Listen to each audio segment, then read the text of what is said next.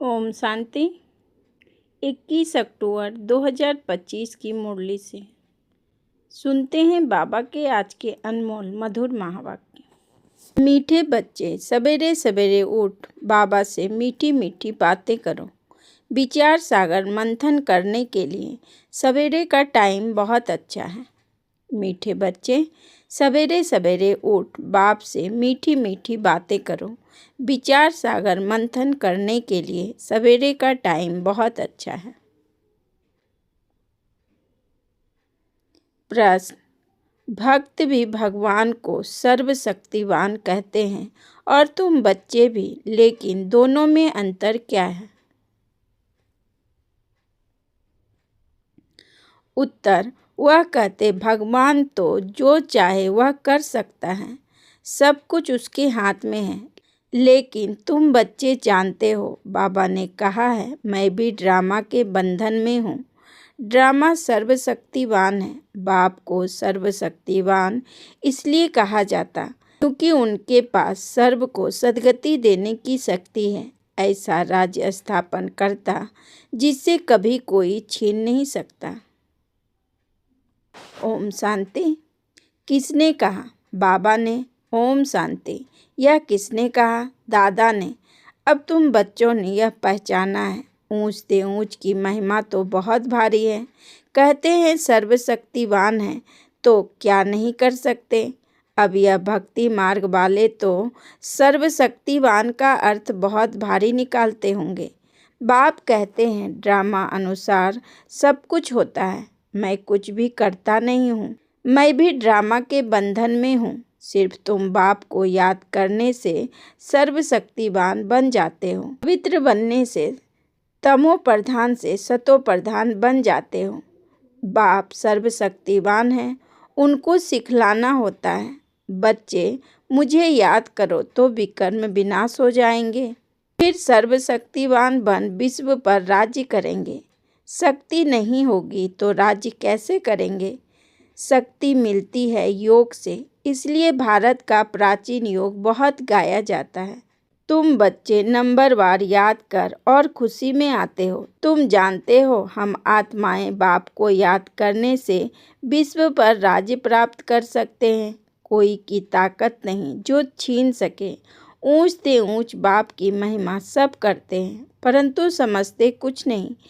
एक भी मनुष्य नहीं जिसको यह पता हो कि यह नाटक है। अगर समझते हो कि नाटक है तो शुरू से अंत तक वह याद आना चाहिए, नहीं तो नाटक कहना ही रॉन्ग हो जाता है। कहते भी हैं यह नाटक है, हम पाठ बजाने आए हैं, तो उस नाटक के आदि मध्य अंत को भी जानना चाहिए ना। यह भी कहते हैं हम ऊपर से आते हैं, तब तो वृद्धि होती रहती है ना। सतयुग में थोड़े मनुष्य थे, इतनी सब आत्माएं कहाँ से आई? यह कोई समझते ही नहीं कि यह अनादि बना बनाया अविनाशी ड्रामा है जो आदि से अंत तक रिपीट होता रहता है। तुम बाइस्कोप शुरू से अंत तक देखो, फिर दोबारा रिपीट करके अगर देखेंगे तो चक्र जरूर हूबहू रिपीट होगा, जरा भी फर्क नहीं होगा। बाप मीठे मीठे बच्चों को कैसे बैठ समझाते हैं कितना मीठा बाप है। बाबा कितने मीठे हो। बाबा बस अभी तो हम चलते हैं अपने सुख धाम में।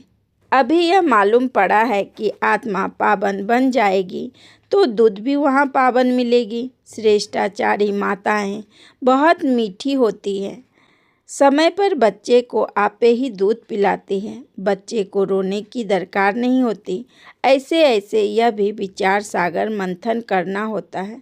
सुबह को बाबा से बातें करने से बड़ा मज़ा आता है। बाबा आप कितनी अच्छी युक्ति बताते हो श्रेष्ठाचारी राज्य स्थापन करने की। फिर हम श्रेष्ठाचारी माताओं की गोद में जाएंगे। अनेक बार हम ही उस नई सृष्टि में गए हैं।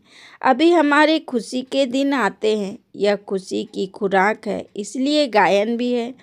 अतीन्द्रिय सुख पूछना हो तो गोप गोपियों से पूछो। अब हमको बेहद का बाप मिला है, हमको फिर से स्वर्ग का मालिक श्रेष्ठाचारी बनाते हैं।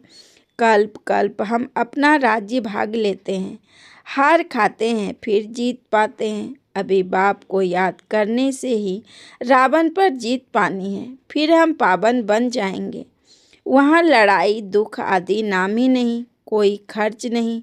भक्ति मार्ग में जन्म जन्मांतर कितना खर्च किया, कितने धक्के खाए, कितने गुरु किए हैं। अब फिर आधा कल्प हम कोई गुरु नहीं करेंगे, शांति धाम सुख धाम जाएंगे। बाप कहते हैं तुम सुख धाम के राही हो, अब दुख धाम से सुख धाम में जाना है। वाह हमारा बाबा कैसे हमको पढ़ा रहे हैं। हमारा यादगार भी यहाँ है। यह तो बड़ा वंडर है। इस देलवाड़ा मंदिर की तो अपरम अपार महिमा है। अभी हम राजयोग सीखते हैं, उनका यादगार तो जरूर बनेगा ना। यह हूबहू हमारा यादगार है। बाबा मम्मा और बच्चे बैठे हैं, नीचे योग सीख रहे हैं, ऊपर में स्वर्ग की राजाई है, झाड़ में भी कितना क्लियर है। बाबा ने कैसे साक्षात्कार कराए, फिर चित्र बैठ बनवाए। बाबा ने ही साक्षात्कार कराया और फिर करेक्ट भी किया। कितना वंडर है, सारी नॉलेज है, किसको भी इस नॉलेज का पता नहीं। बाप ही बैठ समझाते हैं। मनुष्य कितना तमो प्रधान बनते जाते हैं, मनुष्य सृष्टि बढ़ती जाती है, भक्ति भी वृद्धि को पाते पाते तमो प्रधान बनती जाती है। यहाँ अब तुम सतो प्रधान बनने का पुरुषार्थ करते हो। गीता में भी अक्षर है मन मना भव। सिर्फ यह नहीं जानते कि भगवान कौन है। अब तुम बच्चों को सवेरे सवेरे उठकर विचार सागर मंथन करना है कि मनुष्य को भगवान का परिचय कैसे दें। भक्ति में भी मनुष्य सवेरे सवेरे उठकर कोठी में बैठ भक्ति करते हैं, वह भी विचार सागर मंथन हुआ ना। अभी तुमको ज्ञान का तीसरा नेत्र मिलता है। बाप तीसरा नेत्र देने की कथा सुनाते हैं। इसको ही फिर तिजरी की कथा कह दिया है। तिजरी की कथा अमर कथा, सत्यनारायण की कथा भी मशहूर है। सुनाने वाला ही बाप है, जो फिर भक्ति मार्ग में चलती है। ज्ञान से तुम बच्चे साल्वेंस बनते हो, इसीलिए देवताओं को पद्मपति कहते हैं। देवताएं बहुत धनवान पद्मपति बनते हैं। कलयुग को भी देखो और सतयुग को भी देखो, रात दिन का फर्क है। सारी दुनिया की सफाई होने में टाइम लगता है ना। यह बेहद की दुनिया है। भारत है ही अविनाशी खंड, यह कभी प्रायलोप होता नहीं।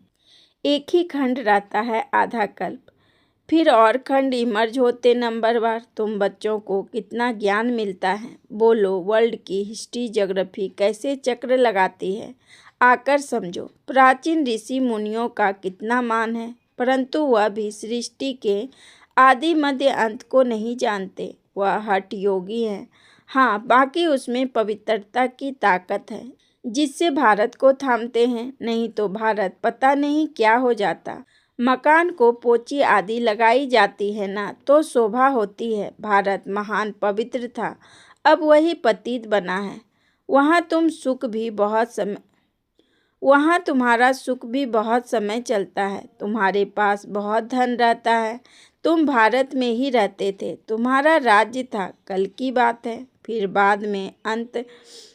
बाद में अन्य धर्म आए, उन्होंने आकर कुछ सुधार कर अपना नाम बाला किया। अब वह भी सब तमो प्रधान बन गए हैं।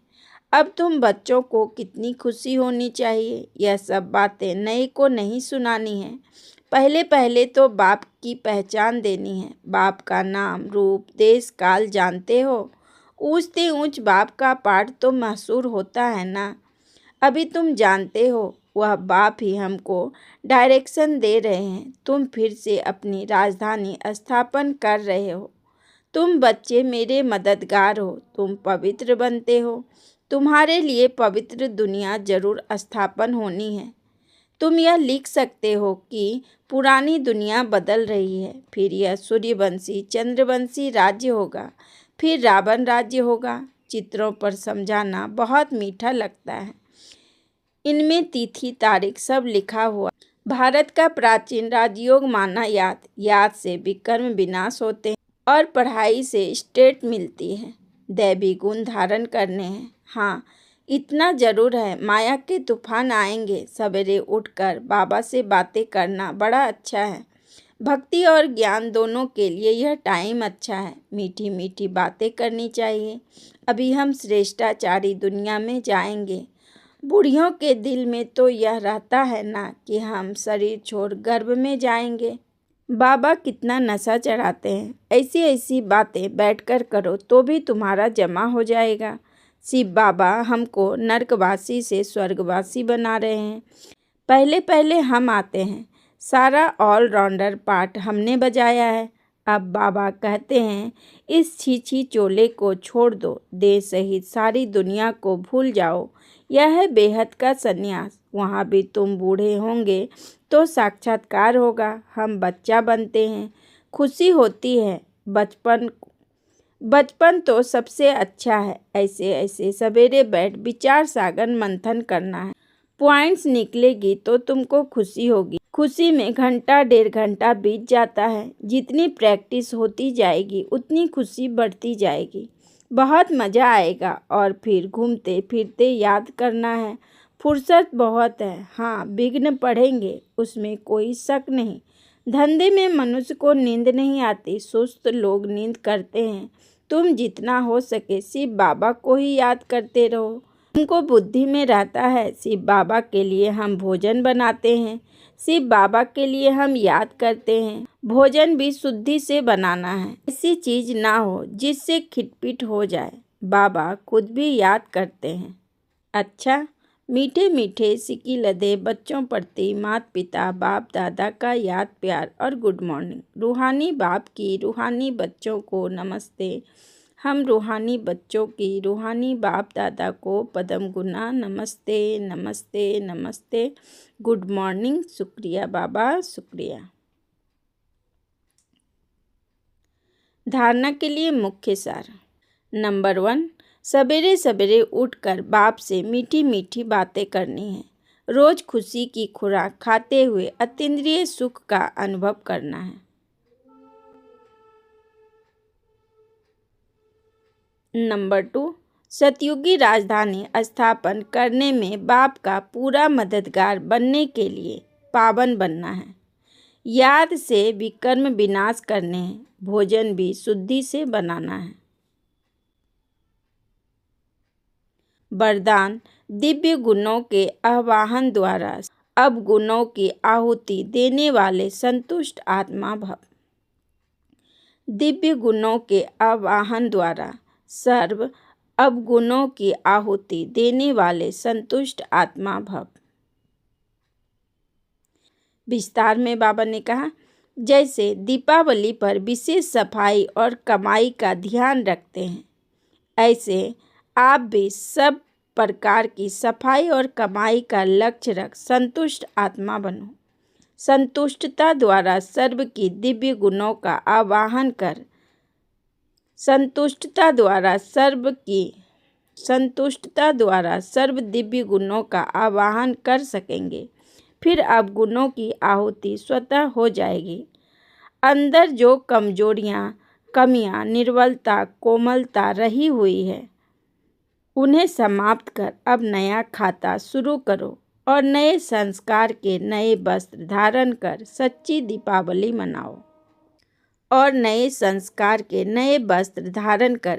दीपावली मनाओ। स्लोगन, सोमान की सीट पर सदा सेट रहना है तो दृढ़ संकल्प की बेल्ट अच्छी तरह से बांध लो। सोमान की सीट पर सदा सेट रहना है तो दृढ़ संकल्प की बेल्ट अच्छी तरह से बांध लो। मातेश्वरी जी के अनमोल महावाक्य। इस अविनाशी ईश्वरीय ज्ञान प्राप्त करने के लिए कोई भी भाषा सीखनी नहीं पड़ती। आज जो ईश्वरीय ज्ञान है वो बड़ा ही सहज और मीठा है। इससे जन्म जन्मांतर के लिए कमाई जमा होती है। यह ज्ञान इतना सहज है जो कोई भी महान आत्मा, अहिल्या जैसी पत्थर बुद्धि, कोई भी धर्म वाला बालक से लेकर वृद्ध तक कोई की भी यह ज्ञान इतना सहज है जो कोई भी महान आत्मा, अहिल्या जैसी पत्थर बुद्धि, कोई भी धर्म वाला बालक से लेकर वृद्ध तक कोई भी प्राप्त कर सकता है, कोई भी प्राप्त कर सकता है। देखो, इतना सहज होते भी दुनिया वाले इस ज्ञान को बहुत भारी समझते हैं। कोई समझते हैं जब हम बहुत वेद शास्त्र उपन्यास पढ़कर बड़े बड़े विद्वान बने, उसके लिए फिर भाषण सीखनी पड़े, बहुत हठ योग करें तब ही प्राप्ति हो सकेगी। लेकिन यह तो हम अपने अनुभव से जान चुके हैं कि यह ज्ञान बड़ा ही सहज और सरल है, क्योंकि स्वयं परमात्मा पढ़ा रहे हैं। इसमें ना कोई हठ क्रिया, ना जप तप, ना शास्त्रवादी पंडित बनना, ना कोई इसके लिए संस्कृत भाषा सीखने की जरूरत है। यह तो नेचुरल आत्मा को अपने परमपिता परमात्मा के साथ योग लगाना है। भल कोई इस ज्ञान को ना भी धारण कर सके तो भी सिर्फ योग से ही बहुत फायदा होगा। इससे एक तो पवित्र बनते हैं, दूसरा फिर कर्म बंधन भस्मीभूत होते हैं और कर्मातीत बनते हैं। इतनी ताकत है इस सर्वशक्तिवान परमात्मा की याद में। भल वो अपने साकार ब्रह्मा तन द्वारा हमें योग सिखला रहे हैं, परंतु याद फिर भी डायरेक्ट उस ज्योति स्वरूप शिव परमात्मा को करना है। उस याद से ही कर्म बंधन की